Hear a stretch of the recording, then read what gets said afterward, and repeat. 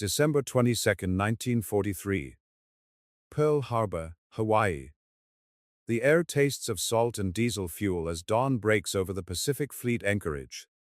Commander Toshiro Yamada, a captured Japanese naval intelligence officer, stands on the dock at Ford Island under the watchful eyes of two Marine guides. He's been brought here for what the Americans call educational observation, a polite term for psychological warfare. But nothing in his 17 years of Imperial Navy service has prepared him for what emerges from the morning haze. The USS Iowa glides past Hospital Point like a steel mountain given motion. Yamada's breath catches. He has studied ship recognition silhouettes until his eyes burned, memorized displacement figures and gun calibers, analyzed grainy reconnaissance photographs of American shipyards. None of it conveyed this. The battleship's bow cuts the water with predatory grace, throwing spray 20 feet into the air. Her hull stretches impossibly long, longer than the Yamato, he realizes with creeping dread, though intelligence reports had insisted that was impossible. 45,000 tons, the American lieutenant beside him says casually, almost bored. 887 feet, waterline to stern. 9 16-inch guns in 3 turrets. Top speed, he pauses, smiling, well, let's just say she's faster than anything your Navy has afloat. The words hit Yamada like body blows. Faster? Battleships weren't supposed to be fast.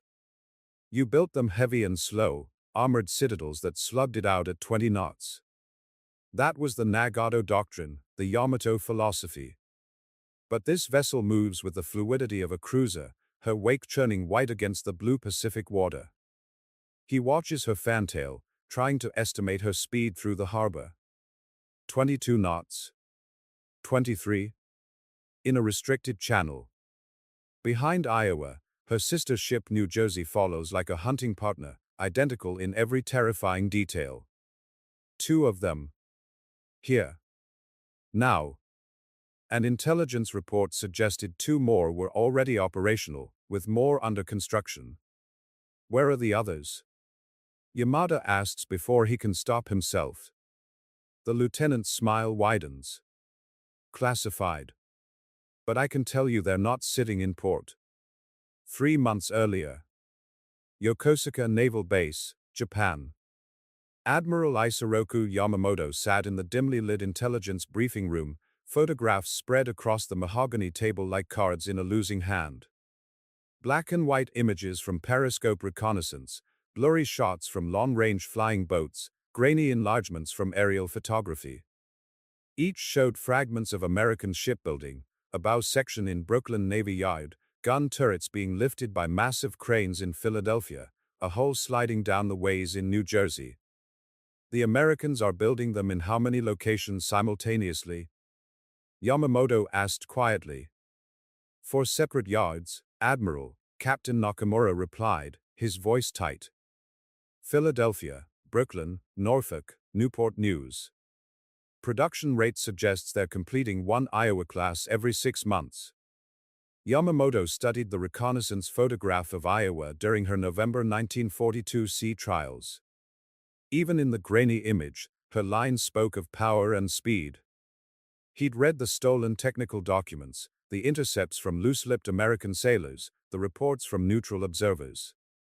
The numbers seemed fantastical, 12 boilers generating 212,000 shaft horsepower, driving 4 screws at sustained speeds exceeding 33 knots.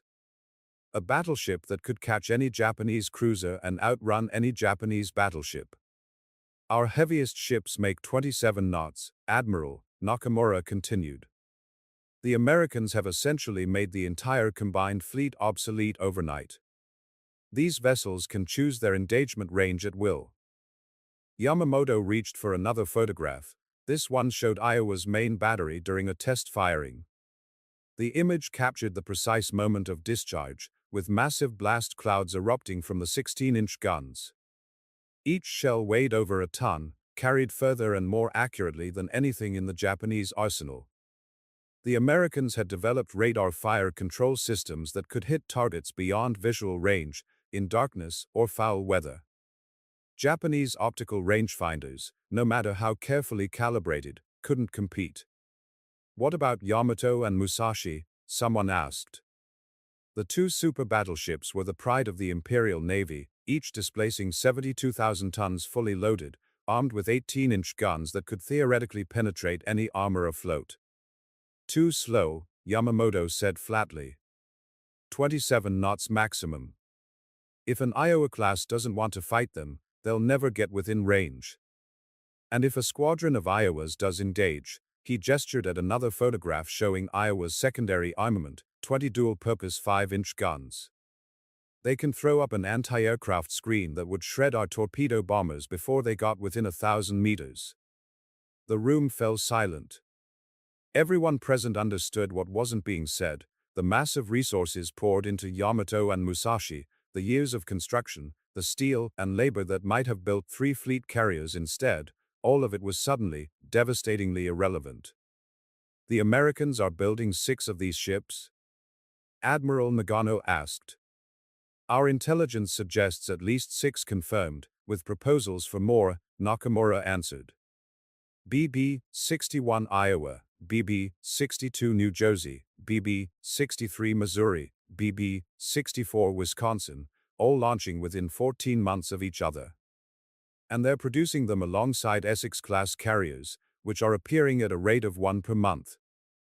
January 15, 1944. Imperial Naval Staff Headquarters, Tokyo. Captain Akira Tanaka hunches over his desk in the dimly lit analysis room, surrounded by columns of numbers that refuse to add up to anything but catastrophe. Outside, snow falls silently on the capital, muffling the city in white. Inside, the calculations spell out Japan's doom in stark arithmetic. He's been tasked with what High Command calls a capability assessment, a sterile term for answering one burning question: can we sink them? Tanaka's pencil moves across the paper, scratching out figures he's already memorized. The Iowa-class belt armor, 12-inch Class A steel, angled at 19 degrees, backed by special treatment steel. His own Navy's finest armor-piercing shells, the Type 91 rounds fired by Yamato's 18-inch guns, might penetrate at ranges under 20,000 meters. Might. The Americans had apparently studied every naval engagement since Tsushima and designed their armor scheme to defeat exactly the kind of plunging fire that Japanese doctrine emphasized. But here's where the mathematics becomes nightmare: Yamato would never get that close. He writes out the speed differential. Iowa-class sustained speed, 33 knots, possibly more in combat conditions. Yamato maximum, 27 knots, less after months at sea with a fouled hull. The American ship could maintain a range of 30,000 meters indefinitely, circling like a wolf around a bear, firing with radar-directed accuracy while Japanese optical rangefinders struggled to even acquire the target through weather and smoke. Tanaka reaches for another report, this one from submarine I-19, which had shadowed Iowa during her shakedown operations off the East Coast. The submarine captain's observations read like something from a fever dream. The battleship had accelerated from 15 knots to 32 knots in under 4 minutes. 4 minutes. Yamato needed nearly twice that to reach her maximum speed. In a running engagement, an Iowa could dictate every term of battle: close when advantageous, open range when damaged, refuse action entirely if outgunned. Captain Tanaka. Lieutenant Sato enters quietly, carrying another folder marked with red security stamps. The analysis from Kure Naval Arsenal. You requested their assessment of the American fire control systems. Tanaka opens the folder with steady hands that betray none of the dread coiling in his stomach. The Arsenal's technical experts had studied captured American radar equipment from Guadalcanal, interviewed survivors who'd witnessed Iowa and New Jersey in action at Kwajalein. Their conclusions are presented in dry technical language that can't disguise the terror underneath. The Americans had Mark 8 fire control radar coupled with Mark 38 gun directors and mechanical computers that solved firing solutions automatically, continuously adjusting for target motion, on-ship motion, wind, temperature, barrel wear. A human Japanese rangefinder team, working at peak efficiency, could calculate and transmit a firing solution in perhaps 90 seconds. The American system updated every few seconds. At night, the Japanese would be firing blind, relying on star shells and searchlights that would instantly betray their position. The Americans would be calmly tracking targets on radar screens, their guns swinging with mechanical precision toward ships that didn't yet know they'd been detected. Tanaka does the mathematics. In a night engagement at 25,000 meters, an Iowa-class battleship would likely achieve first salvo hits. Japanese ships would require 4, perhaps 5 salvos to bracket the target, by which time the American would have fired 6 salvos of 9 shells each. 54 tons of armor-piercing steel, arriving with the accuracy of rifle fire. "There's more, sir," Sato says quietly. He's young, barely 23, but his eyes already carry the exhaustion of someone who has stared too long at impossible problems. The Americans are using these ships as carrier escorts. Iowa screened the carrier task force during the Gilbert Islands operation. New Jersey has been spotted with Task Force 58. The implications slice through Tanaka like a blade. Japanese battleships had been designed for the decisive battle, a single, cataclysmic fleet engagement where heavy ships would pound each other into scrap metal while destroyers launched mass torpedo attacks. But the Americans had built battleships that could keep pace with their fastest carriers, providing anti-aircraft protection with those 25-inch dual-purpose guns while still maintaining the firepower to demolish any Japanese surface force foolish enough to close within range. They'd created a ship that negated every Japanese tactical advantage simultaneously. February 17, 1944. Truck Lagoon, Caroline Islands. Commander Hideaki Watanabe stands on the bridge of the heavy cruiser Otago, binoculars pressed to his eyes, scanning the horizon to the northeast. Reconnaissance aircraft have reported American carrier planes inbound, another raid on Japan's Gibraltar of the Pacific. But underneath the ordered chaos of the fleet preparing for air attack, Watanabe feels a deeper dread. 2 days ago, a long-range patrol bomber had spotted them, 3 Iowa-class battleships steaming at high speed as part of Task Force 58's screen, positioned to intercept any Japanese surface units attempting to interfere with the carrier strikes. The fleet commander had immediately cancelled plans for a night torpedo attack. The decision was tactically sound and strategically devastating. "We're afraid to fight them," Watanabe thinks. Afraid to even try. The American carrier planes arrive at dawn, wave after wave of Hellcats and Dauntless and Avengers. But it's the presence of those battleships, never seen but always felt, that truly paralyzes the defense. Every ship captain knows that if they try to close with the American carriers under cover of darkness, they'll have to go through the Iowa-class screen. Ships that can see in the dark, fire with mechanical precision, and outrun anything in the combined fleet. The mathematics Captain Tanaka calculated in his Tokyo office play out in brutal reality. Japanese ships burn at anchor, trapped by their own fear of meeting American battleships in open water. Otago herself takes 3 bomb hits, her deck plates buckling, her forward turret disabled. But she survives. She survives because she never left harbor. Never tested herself against the steel giants waiting beyond the reef. That night, as damage control parties fight fires throughout the ship, Watanabe finds himself wondering what might have been if Japan had somehow built ships like the Iowa-class first. But the thought is meaningless.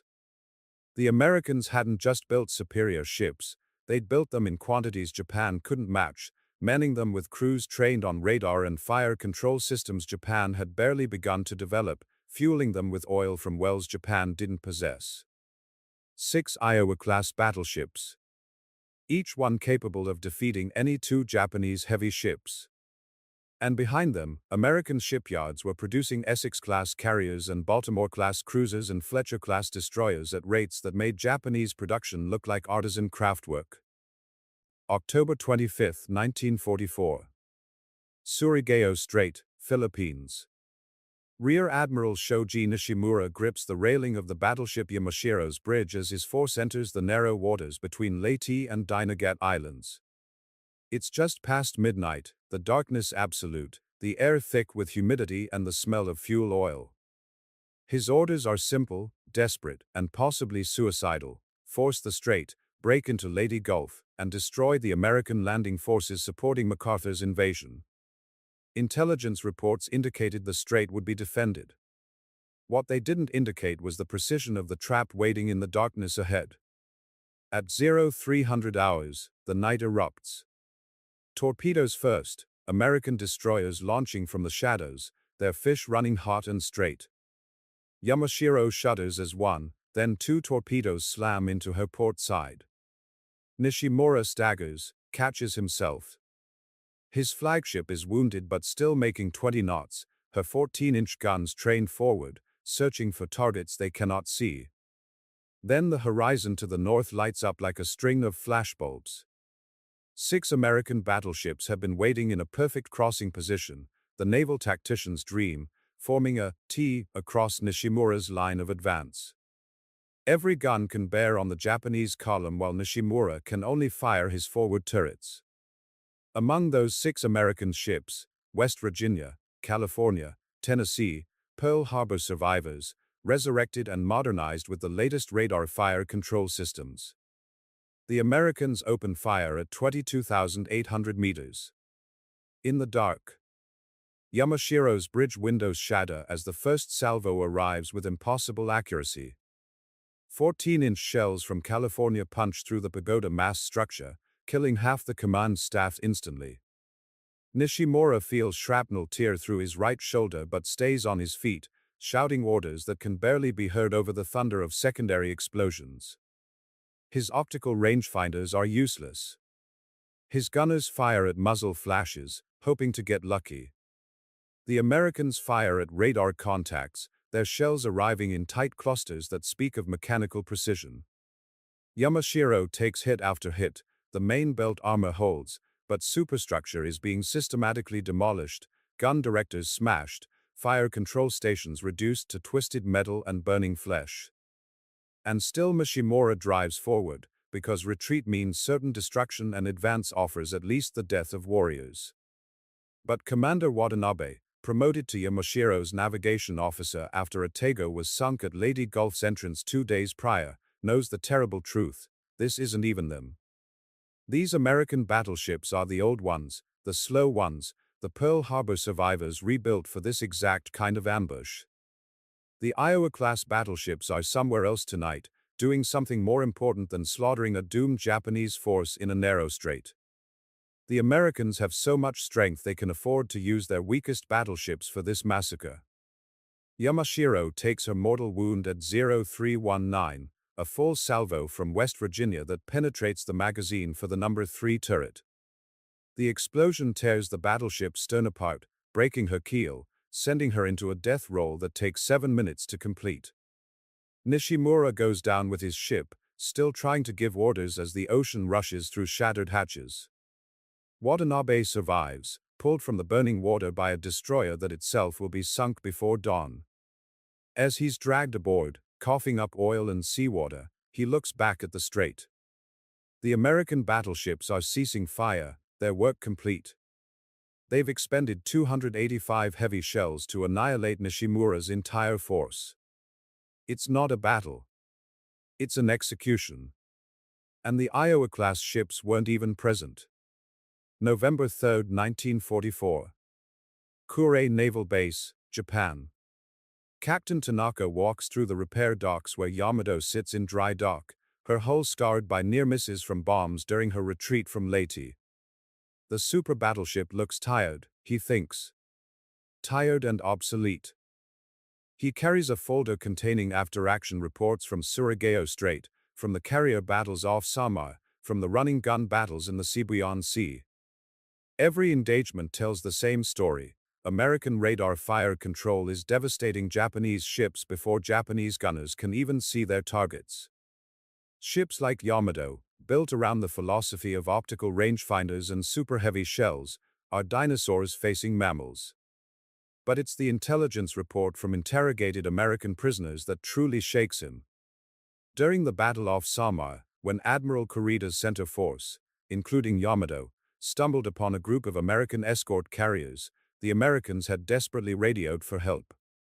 And help had been promised. Admiral Halsey's Task Force 34, built around Iowa and New Jersey, would arrive at high speed to intercept. They'd been 300 miles north, engaging Japanese decoy carriers. But the Americans had calculated they could cover that distance in under 9 hours. 9 hours, through moderate seas, at sustained speeds exceeding 30 knots. And they'd nearly made it. Kurita had withdrawn just hours before the Iowa-class battleships would have trapped his entire force against the Philippine coast. Tanaka does the mathematics again, this time with real combat data. If Iowa and New Jersey had arrived, if they'd caught Yamato and the heavy cruisers in open water, he imagines the nightmare scenario. The American ships approaching at 33 knots, opening fire at maximum range with radar-directed salvos, maintaining that range while circling like sharks, never allowing the slower Japanese ships to close or escape. Yamato might have survived through sheer armor thickness. But every cruiser, every destroyer, every support ship would have been systematically destroyed. And eventually, after hours of running battle, even Yamato would have accumulated enough damage to slow her, allowing the Iowa-class ships to close for the kill. "Sir?" Lieutenant Sato appears at his elbow, looking even more exhausted than during their last meeting in Tokyo. "Orders from naval staff. They want updated capability assessments for the final operations." Final operations. The euphemism makes Tanaka's stomach twist. They mean suicide missions. One-way trips for ships that can no longer compete in conventional battle. "Tell them I'll have the report by tomorrow," Tanaka says quietly. But he already knows what it will say. The Iowa-class battleships aren't just superior ships, they're the physical manifestation of American industrial might, technological advancement, and tactical innovation combined. Each one represents a production capacity Japan can never match, crewed by sailors trained on equipment Japan barely understands, supported by a logistics network that keeps them fueled and armed across half the Pacific Ocean. December 18, 1944. Ulithi Atoll, Western Pacific. Commander Yamada, the intelligence officer from Pearl Harbor, stands on the deck of the American seaplane tender Tangya, watching history unfold before him. He's been moved from prisoner of war camp to prisoner of war camp, always under guard but always positioned where he can see American naval might on display. Psychological warfare, certainly. But also devastatingly effective. The anchorage at Ulithi stretches to every horizon, filled with American ships. Essex-class carriers grouped like hunting packs. Baltimore-class cruisers gleaming in the tropical sun. Fletcher-class destroyers too numerous to count. And there, riding at anchor with the casual confidence of apex predators, Iowa, New Jersey, Wisconsin, Missouri. 4 Iowa-class battleships, together, ready to deploy as a unified fast battleship division. Impressive, isn't it? The American intelligence officer asks. Commander Williams has become something like a regular companion during these educational tours. Yamada says nothing. What is there to say? He's watching his nation's defeat rendered in steel and statistics. "You know what I find most remarkable?" Williams continues, lighting a cigarette. "We're already thinking about what comes after these ships. Jet aircraft. Guided missiles. Nuclear power, maybe. These beauties might be obsolete in 10 years. The thought is staggering. Japan had spent years building Yamato and Musashi, pouring limited resources into super battleships that were outdated before they fired their first shots in anger. America had built 6 Iowa-class ships in barely 2 years, and was already planning their replacements. "We could have surrendered after Midway," Yamada says quietly. "Should have, perhaps. Would have saved millions of lives." "Maybe," Williams agrees. "But would your admirals have believed it? Would they have understood what they were facing without this?" He gestures at the anchorage, at the impossible concentration of naval power that Japan could never have assembled even at the war's beginning. Yamada watches as New Jersey prepares to sortie, her crew moving with practiced efficiency. Black smoke pours from her stacks as her boilers come online. Even at anchor, even stationary, she radiates predatory power. He thinks of Captain Tanaka back in Tokyo, calculating impossible odds. He thinks of Admiral Nishimura, driving forward into certain death at Surigao Strait. He thinks of Yamato, hiding in harbor because venturing out means meeting ships like these in open water. The Americans had built weapons that matched their industrial capacity and tactical doctrine perfectly. Fast enough to catch any enemy, powerful enough to destroy any target, modern enough to fight in any weather or visibility. And they'd built them in numbers that made resistance mathematically futile. New Jersey begins to move, her screws churning white water, her bow swinging toward the channel exit. Within minutes, she's making 20 knots. Within an hour, she'll be racing across the Pacific at speeds Yamato couldn't sustain for even 30 minutes. Where is she going? Yamada asks. Williams smiles. To win the war, Commander. To win the war. April 6, 1945. Tokuyama Bay, Japan. Vice Admiral Seiichi Ito stands on the bridge of Yamato, watching his crew make final preparations for a mission everyone aboard knows is suicide. The super battleship rocks gently at anchor, her 72,000-ton bulk somehow seeming fragile in the morning light. Around her, 8 destroyers and the light cruiser Yahagi prepare to sortie, the last significant surface force the Imperial Navy can muster. Their orders are simple, impossible, and born of absolute desperation: steam to Okinawa, beach Yamato on the shore, and use her as an unsinkable gun platform to destroy American landing forces. The mission planners call it Operation Tengo.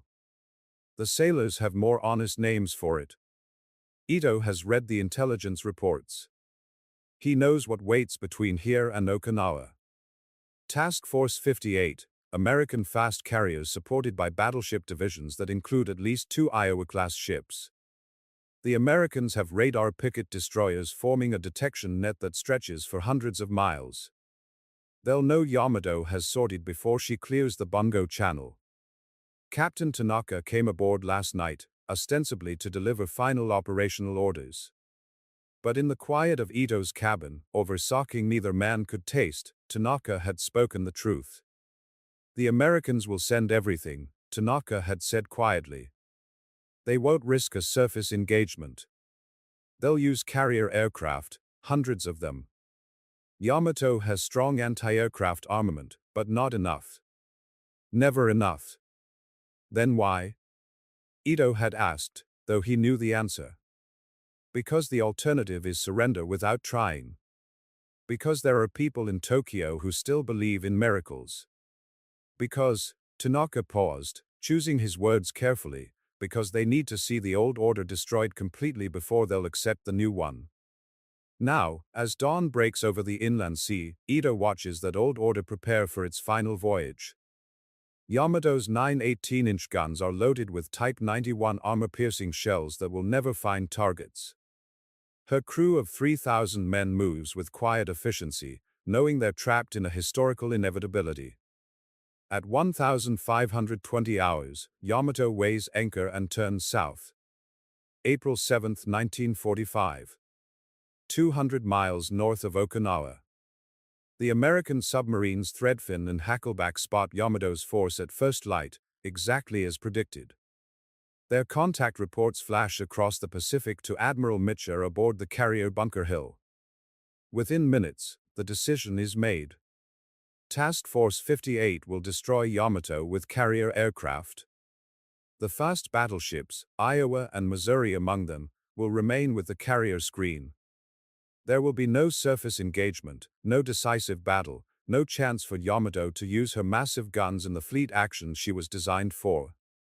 Admiral Ito learns of his fate at 1,220 hours when the first American aircraft appear on the horizon. Helldivers, Avengers, Corsairs, wave after wave, coming from multiple carriers, coordinating their attacks with radio precision that Japanese forces could never match. Yamato opens fire with every gun that can bear.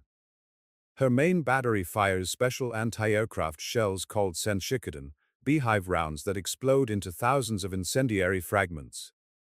Her 127mm secondary guns pump shells into the sky. Her 25mm machine guns create curtains of fire. For a few minutes, her anti-aircraft defenses seem adequate. Then the Americans adjust their tactics. The torpedo bombers separate into coordinated groups, attacking from multiple bearings simultaneously. Yamato's guns can only engage one direction at a time. Torpedoes slam into her port side, one hit, then three, then five. The super battleship begins listing, her damage control party struggling with flooding that overwhelms their pumps. Ito orders counterflooding to correct the list, but there isn't time. More aircraft arrive, more torpedoes hit home. Yamato's list increases to 15 degrees, then 20.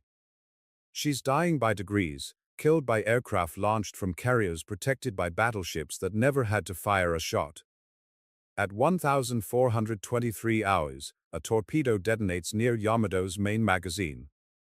The explosion tears the ship apart from the inside, a column of fire and smoke that rises 3 miles into the air, visible from Kagoshima 120 miles away. Of her 3,000-man crew, 3,056 die. Vice Admiral Ito goes down with his ship, standing on the bridge as the ocean rushes in. Captain Tanaka, monitoring radio reports from his office in Kure, notes the time in his log, 1,423 hours, April 7, 1945. The death of the battleship era. The final proof that the Iowa-class philosophy, speed, modern fire control, integration with carrier operations, had been correct all along. August 2, 1945. Tokyo Bay approaches.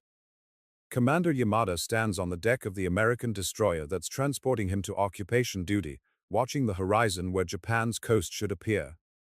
The war ended 2 weeks ago with the atomic bombs and Soviet invasion, though formal surrender won't occur for another month. But Yamada's personal war ended at Ulithi, watching New Jersey sortie with casual dominance. Or perhaps it ended earlier, at Pearl Harbor, seeing Iowa for the first time and understanding in his bones that Japan had already lost. Commander Williams approaches from below deck, carrying a folder marked with security classifications that are now meaningless. Thought you might want to see these. Declassified yesterday. The folder contains photographs and technical specifications of the Iowa-class battleships, the real numbers, not the estimates Japanese intelligence had struggled to piece together from scattered reports. Yamada pages through them slowly, each specification another dagger to his professional pride. Iowa-class standard displacement, 45,000 tons. Full load, 57,500 tons. Maximum speed, 33 knots sustained. 35 plus knots in combat conditions with clean hull. Main battery, 9 16-inch/50 caliber Mark 7 guns. Maximum range, 42,000 meters. Fire control, Mark 38 director with Mark 8 radar. Armor, 12.1-inch main belt, 19-degree inclination. Designed to defeat 16-inch shells at ranges between 18,000 and 30,000 meters. Secondary armament, 25-inch/38 dual-purpose guns. Effective against surface targets and aircraft. Radar directed. Crew, 134 officers, 2,400 enlisted. Extensive damage control training. Redundant systems throughout. Production, 6 ships completed between February 1943 and April 1944. Total construction time per ship, approximately 24 to 30 months. Yamada does the mathematics one final time, now with accurate data. In any one-on-one engagement between an Iowa-class and Yamato, the outcome would depend on range and visibility. In good visibility at ranges under 20,000 meters, Yamato's heavier shells might penetrate the American ship's armor. But the Iowa would never accept those terms of engagement. At night, in fog, at extended range, with the American ship choosing when and where to fight, the Iowa would win every time.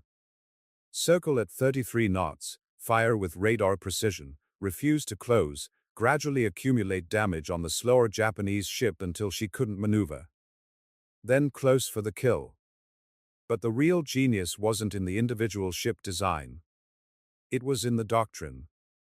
The Americans had built battleships that could keep pace with fast carrier task forces, providing anti-aircraft protection and surface combat power in a single hull.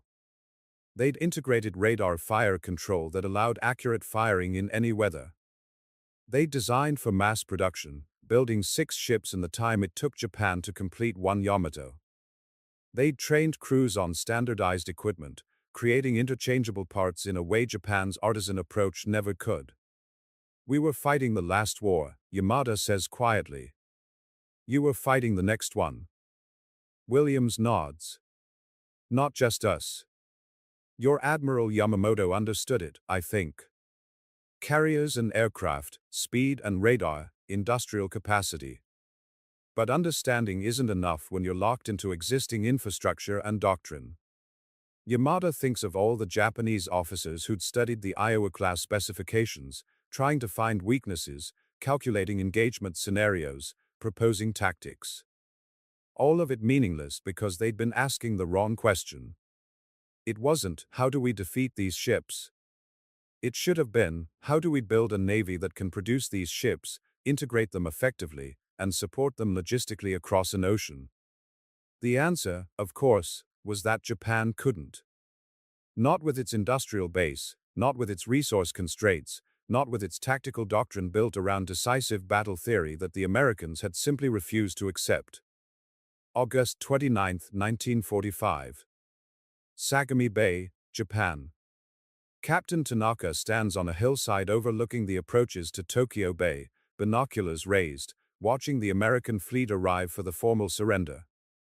The occupation force stretches from horizon to horizon, carriers, cruisers, destroyers, transport ships carrying occupation troops. And in the vanguard, leading the fleet like conquering emperors, Iowa, Missouri, Wisconsin. Missouri will host the surrender ceremony in 4 days, her teak decks becoming the stage for Japan's formal capitulation. But Tanaka finds himself watching Iowa instead, the first of her class, the ship that had announced America's arrival as the dominant naval power. She cuts through the water at 20 knots, her lines sharp and predatory even at moderate speed.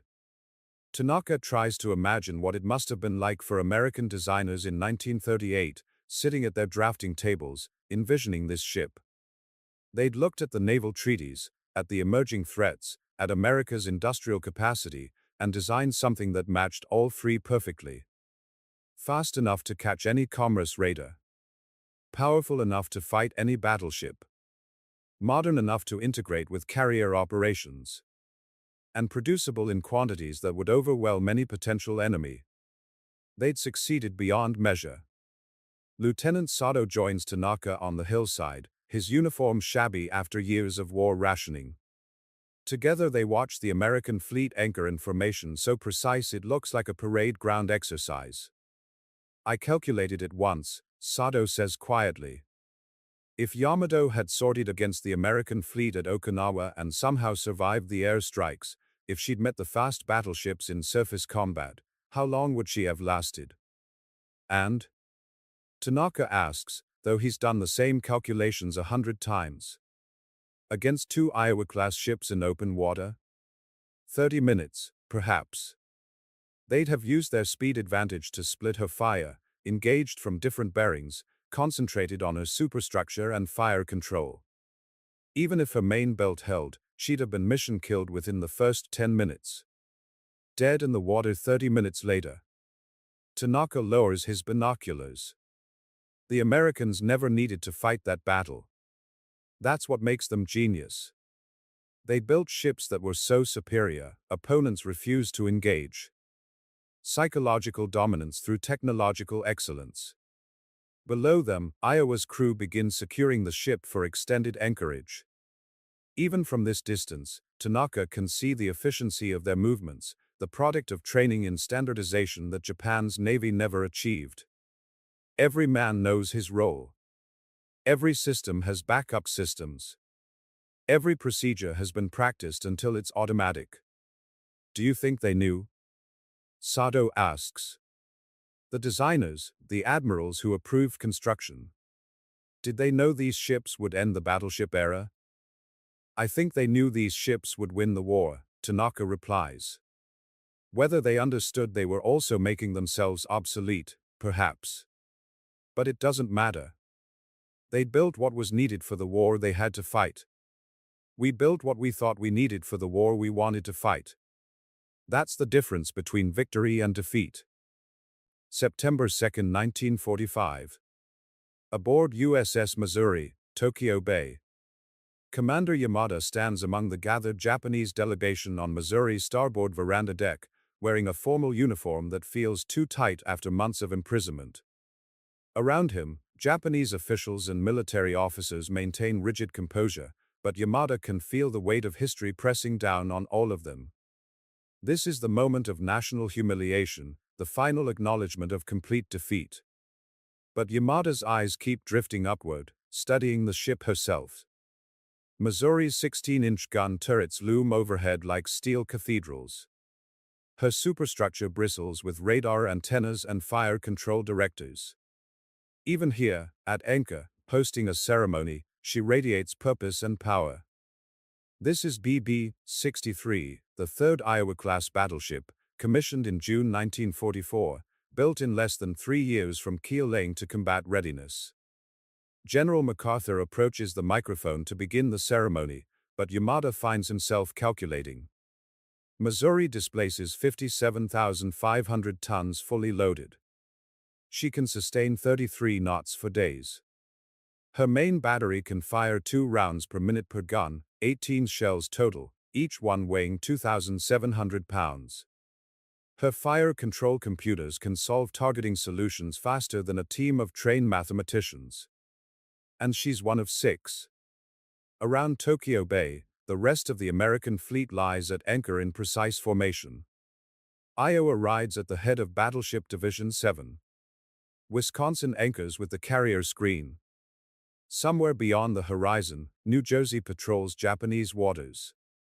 2 more Iowa-class ships, Illinois and Kentucky, are under construction in American shipyards, though they'll never be completed now that the war is over. 6 completed. 2 more started.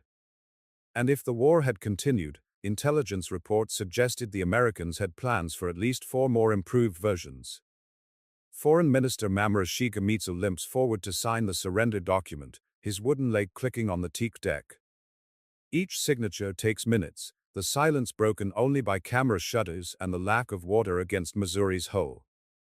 When it's done, when Japan's surrender is formally recorded, MacArthur's voice echoes across the deck. These proceedings are closed. But for Yamada, nothing feels closed. His war might be over, but his education is just beginning. October 15, 1945. U.S. Naval Technical Mission to Japan, Yokosuka. Captain Tanaka walks through the captured naval archives in Yokosuka, now under American control. He's been invited, a polite fiction from mandatory attendance, to assist U.S. naval intelligence in assessing Japanese warship capabilities. It's humiliating work, explaining to the victors exactly how thoroughly they'd won. But today brings an unexpected reversal. Commander Williams, the intelligence officer who'd escorted Yamada through the war, has brought something special: complete technical documentation for the Iowa-class battleships, declassified and translated into Japanese. Not estimates or reconnaissance reports, but actual blueprints, fire control manuals, armor specifications, tactical doctrine documents. We want you to understand, Williams says, spreading the documents across a conference table. Not for military purposes, that war is over. But for history. So Japanese naval architects and strategists can study what they faced. Tanaka pages through the documents with trembling hands. Here, finally, are the answers to questions he'd struggled with for 2 years. The exact thickness of the armor belt. The true capabilities of the Mark 8 radar. The classified maximum speed figures. The doctrine for high-speed night engagements.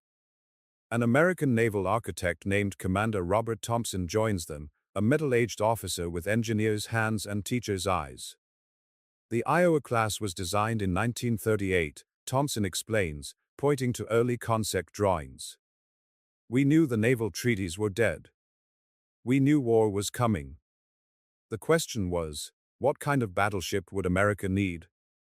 Thompson spreads out a comparison chart showing every major battleship class in service or under construction in 1938. Japanese Yamato class, massive firepower, heavy armor, slow speed.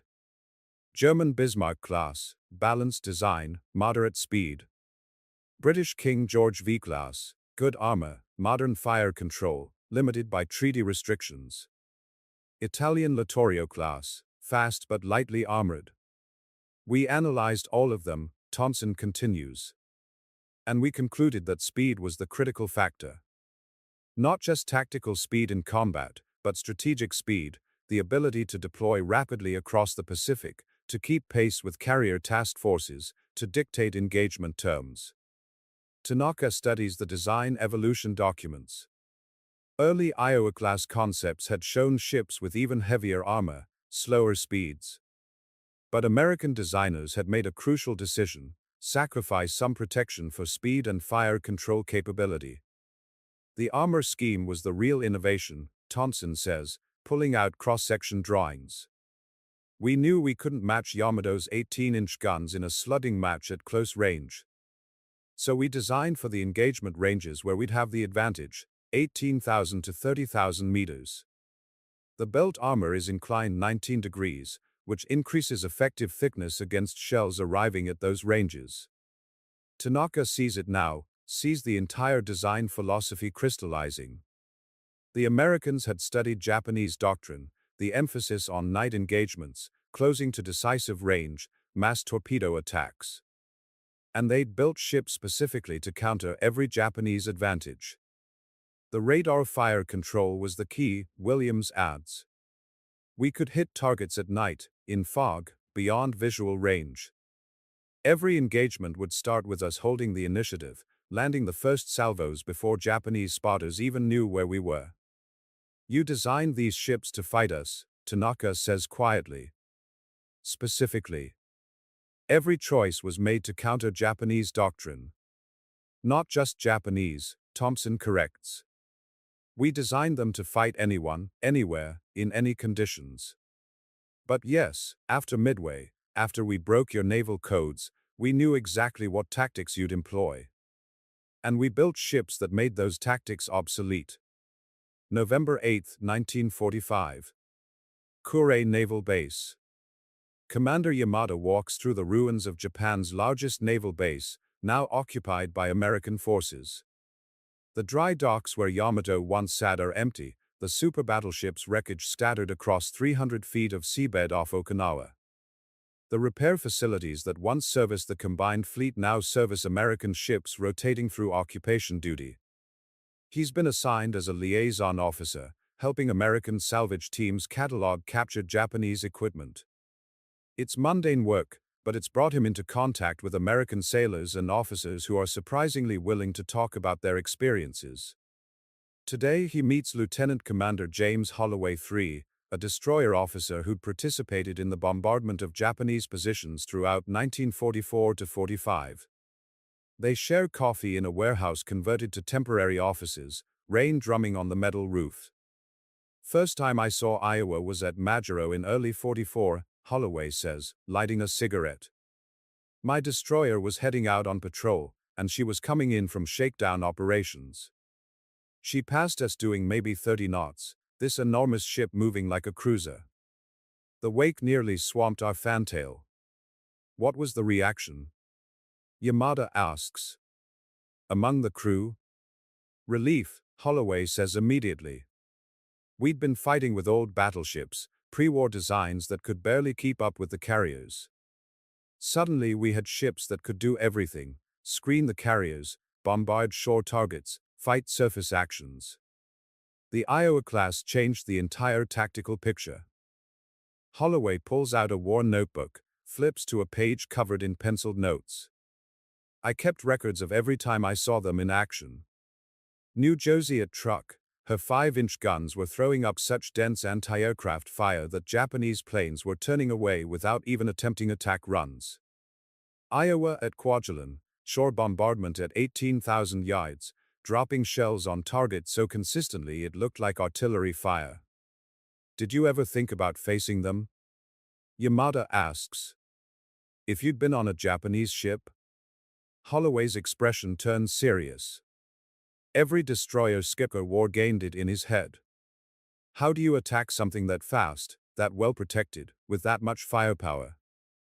The answer we kept coming back to was, you don't.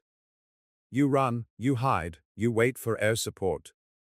A surface action against an Iowa class was suicide. Yamada nods slowly. He's heard similar assessments from every American officer he's talked to.